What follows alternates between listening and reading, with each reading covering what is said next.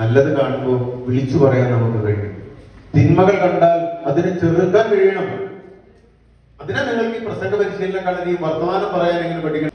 കഴിഞ്ഞ 3 ദിവസമായി നടക്കുന്ന ക്യാമ്പ് വളരെ നല്ലതായിരുന്നു. എല്ലാവരും നന്നായിട്ട് എൻജോയ് ചെയ്തു.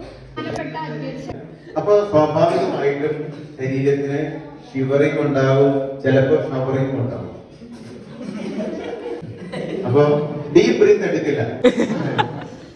പ്രത്യേകം പറഞ്ഞത് ആശയവിനിമയത്തിൽ അകലങ്ങൾ പാലിക്കണം.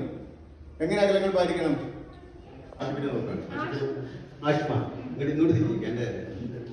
നമ്മളൊരാളെ നോക്കി പബ്ലിക് സോൺ 3.6 മീറ്ററിന് മുകളിലാണ് മിനിമം അത്ര അകലെങ്കിലും പാലിച്ചിരിക്കണം. ഇത് മാനസികമായ അകലം കൂടിയാണ്.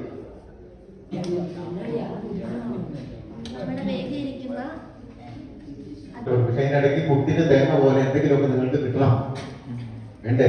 വീട്ടുകാർ നിങ്ങൾക്ക് ഒരു വലിയ മാറ്റങ്ങൾ ഉണ്ടാവുമെന്ന് വിചാരിച്ചല്ലേ വരുന്നേ.